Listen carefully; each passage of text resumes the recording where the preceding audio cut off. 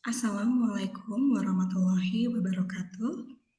Perkenalkan, nama saya Erika Mutiara dengan NIDN 0305059401 dari Program Studi Sistem Informasi Kampus Kota Sukabumi S1, Fakultas Teknik dan Informatika Universitas Bina Sarana Informatika.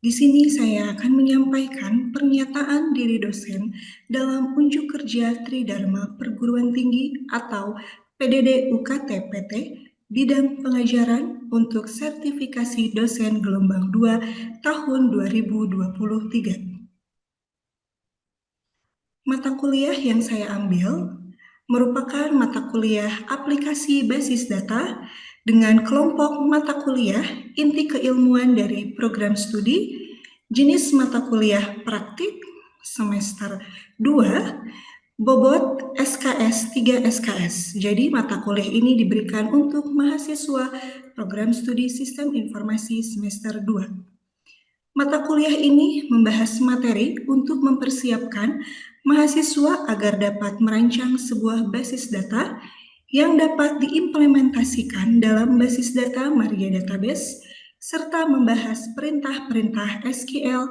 yang dapat dipergunakan untuk membuat basis data atau database. Untuk software yang digunakan ada dua. Yang pertama browser, boleh Google Chrome atau Mozilla, dan SAMPIP. Untuk capaian pembelajaran atau CPL Prodi yang dibebankan pada mata kuliah, itu ada sikap, pengetahuan, keterampilan umum, dan keterampilan khusus. Untuk sikap, menunjukkan sikap bertanggung jawab atas pekerjaan di bidang keahliannya secara mandiri. Untuk pengetahuan, berpikir kritis, mengidentifikasi akar masalah dan pemecahannya secara komprehensif, serta mengambil keputusan yang tepat berdasarkan analisis informasi dan data. Kemudian, mendemonstrasikan kemampuan komunikasi lisan dan tulisan, memimpin dan bekerja dalam tim, mandiri dan bertanggung jawab terhadap pekerjaannya. Untuk keterampilan umum, mampu menerapkan pemikiran logis, kritis, sistematis, dan inovatif dalam konteks pengembangan atau implementasi ilmu pengetahuan dan teknologi yang memperhatikan dan menerapkan nilai humaniora yang sesuai dengan bidang keahliannya. Kemudian mampu menunjukkan kinerja mandiri, bermutu dan terukur, mampu bertanggung jawab atas pencapaian hasil kerja kelompok, dan melakukan supervisi dan evaluasi terhadap penyelesaian pekerjaan yang ditugaskan kepada pekerja yang berada di bawah tanggung jawabnya. Yang terakhir, mampu melakukan proses evaluasi diri terhadap kelompok kerja yang berada di bawah tanggung jawab dan mampu mengelola pembelajaran secara mandiri. Untuk keterampilan khusus, menganalisis skalabilitas perangkat lunak dan atau menggunakan spesifikasi program, menerapkan akses basis data dan menggunakan SQL, menggunakan struktur data, atau mengimplementasikan algoritma pemrograman dan atau profiling program. Dan yang terakhir, menyusun rencana pemeliharaan pusat data dan atau merancang dan mengelola sistem backup. Untuk capaian pembelajaran mata kuliah atau CPMK, yang pertama, mahasiswa mampu mengetahui konsep basis data yang baik dan benar. Yang kedua, mahasiswa mampu memahami tipe data dalam MySQL. Yang ketiga, mahasiswa mampu mengaplikasikan data definition language. CPMK 4, mahasiswa mampu mengaplikasikan data manipulation language. CPMK 5, mahasiswa mampu mengaplikasikan operator dalam MySQL. CPMK 6, mahasiswa mampu mengaplikasikan fungsi dalam MySQL. CPMK 7, mahasiswa mampu mengaplikasikan database dalam PHP MyAdmin. CPMK 8, mahasiswa mampu mengaplikasikan relasi database dalam PHP MyAdmin. CPMK 9, mahasiswa mampu mengaplikasikan relasi antar tabel. CPMK 10, mahasiswa mampu mengaplikasikan inner join dalam MySQL. CPMK 11, mahasiswa mampu mengaplikasikan outer join dalam MySQL. Untuk sistem pembelajaran, metode pembelajaran ini menghasilkan proyek basis data. Penyelenggaraan diskusi dalam kegiatan pembelajaran tatap muka dimaksud untuk mempertajam penjelasan teori dan juga praktikum. Untuk jumlah pertemuan pada mata kuliah aplikasi sistem basis data berjumlah 14, pertemuan 1 sampai dengan 12 penjelasan materi dan praktikum, untuk pertemuan 13 dan sampai dengan 15 merupakan presentasi proyek basis data secara berkelompok. Ujian tengah semester atau UTS dan ujian akhir semester atau UAS pada pertemuan 8 dan 16 digunakan untuk membuat proyek aplikasi basis data yang nantinya akan dipresentasikan pada pertemuan 13 sampai dengan pertemuan 15. Untuk materi pembelajaran di pertemuan pertama mengenai pengenalan deskripsi mata kuliah, kontrak perkuliahan, materi pengenalan konsep basis data, membuat database, tabel dengan struktur basis data, dan melakukan instalasi SAMPP. Pertemuan kedua, penjelasan user dan hak user, membuat user dalam command from, membuat hak user, dan bagaimana cara membedakan tipe data yang ada di MySQL. Pertemuan ketiga, data definition language dalam MySQL. Pertemuan keempat, data manipulation language dalam MySQL. Pertemuan 5, operator dan fungsi dalam MySQL. Pertemuan 6 dan 7, mengerjakan studi kasus basis data mengenai perpustakaan secara mandiri. Pertemuan 8, ujian tengah semester tidak ada digunakan untuk membuat proyek. Pertemuan 9, membuat, memodifikasi, melakukan ekspor dan import, dan membuat relasi database menggunakan phpMyAdmin. Pertemuan 10, memahami perintah join dalam MySQL.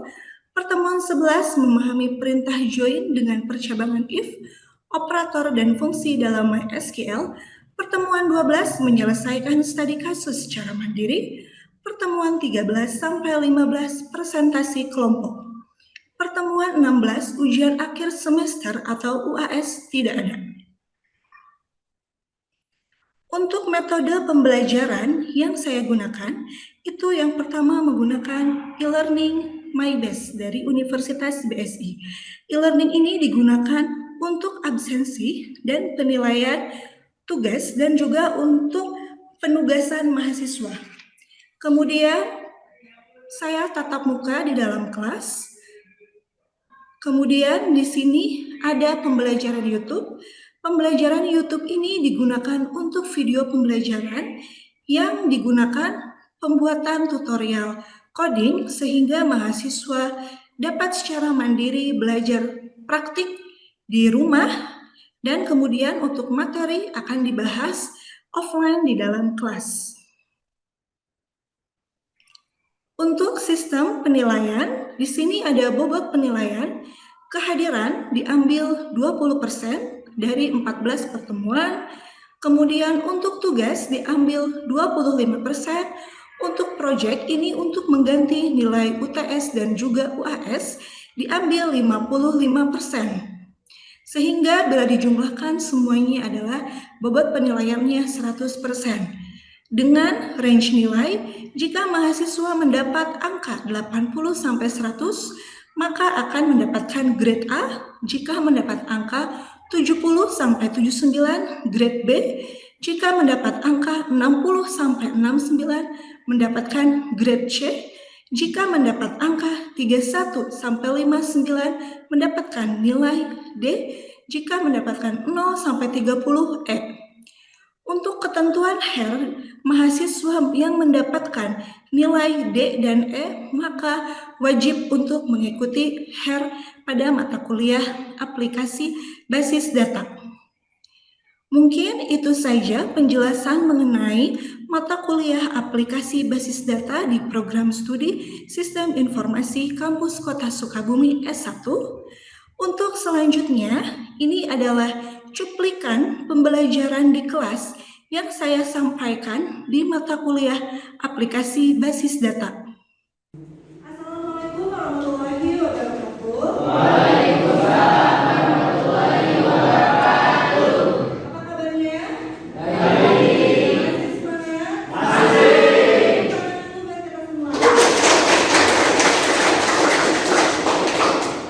Hari ini kita masuk pertemuan ke 3. Mata kuliah apa? Aplikasi basis data. Pertemuan 1, 2 sudah pernah dibahas di pertemuan minggu sebelumnya, ya. Minggu sekarang kita masuk pertemuan 3. Perkenalan sudah, jadi tidak usah perkenalan lagi, ya. Udah dibaca materi sebelumnya? Sudah. Di pertemuan ketiga, di sini kita membahas tentang data definition language atau disingkat jadi DDL. Apa DDL itu?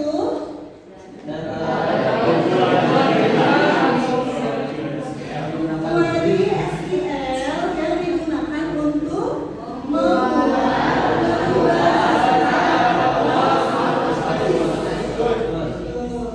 jadi ada namanya DDL, ada namanya DML. Kalau DML kegunaannya untuk apa? Memanipulasi data. Kalau DDL untuk merubah struktur dari database-nya. Di sini kita menggunakan bahasa pemrograman SQL atau struktur query language, ya, yang digunakan untuk mengakses, mengubah dan memanipulasi data. Perintah dasar DDL ada 3. Yang pertama create. Create untuk apa? Membuat apa aja? Tabel. Perintahnya gimana?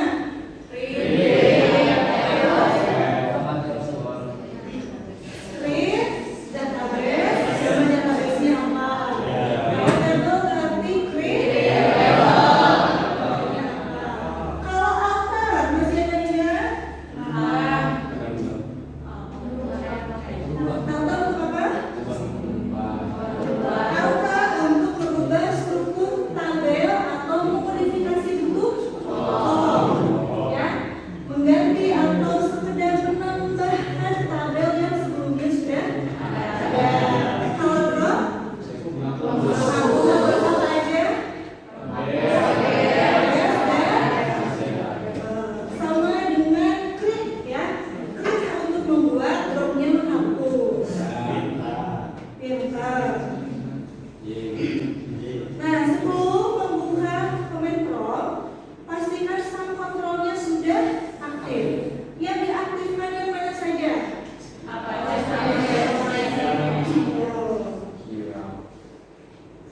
Ini 2, ya. Apache dan MySQL. Kemudian di sini perintah DDL itu yang pertama kita masuk dulu ke Maria Database. Cara masuknya ketika perintah CDC artinya apa? Kita masuk ke data C. Terus kita masuk ke folder sub, masuk ke folder MySQL, masuk ke folder bin, masuk ke strip root artinya apa? Usernya menggunakan root. Nah,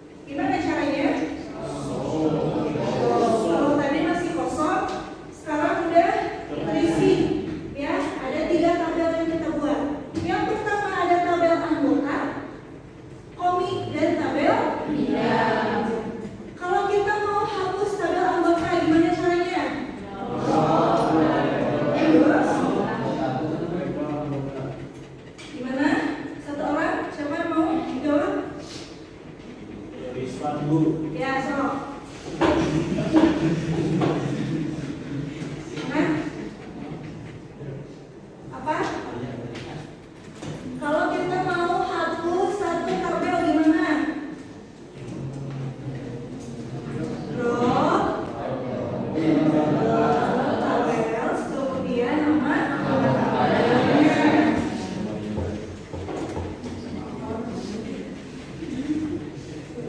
Ini untuk membuka struktur tabel yang kita buat, ya.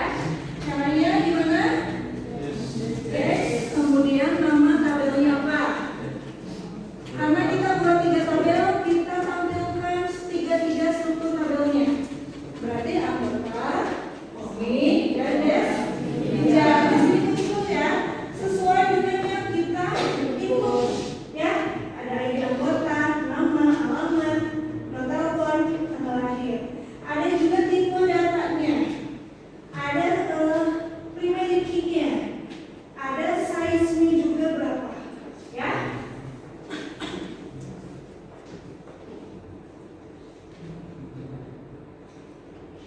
Nah, ini untuk menghapus primary key pada tabel anggota. Tadi di tabel anggota ada primary key-nya ID anggota. Primary key-nya mau kita hapus berarti karena kita mau merubah struktur tabel menggunakan fungsi alter. Ya, alter table, kemudian nama tabelnya apa? Apa yang mau dihapus? Drop primary key, karena primary key yang mau dihapus. Query oke, kita lihat lagi struktur tabelnya. Tadi key-nya itu ada, ya, pre atau dia jadi primary key. Sekarang udah terhapus karena kita hapus primary key-nya.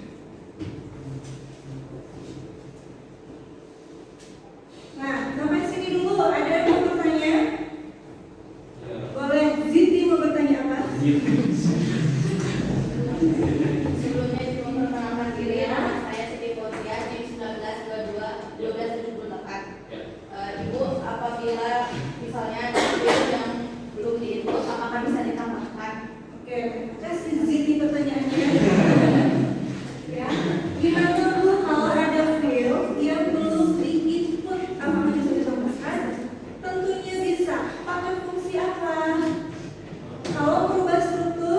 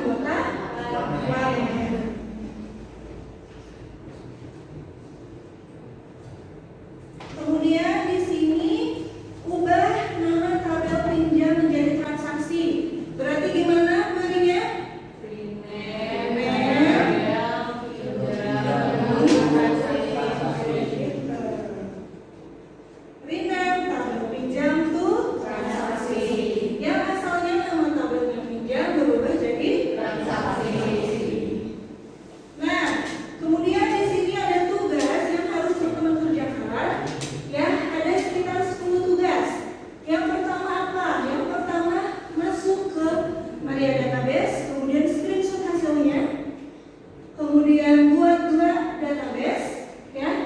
Ada DB Perpusweb dan DB Perpustakaan. Kemudian cara mengaktifkan database gimana? Kemudian buat tabel admin atau buku dan buku.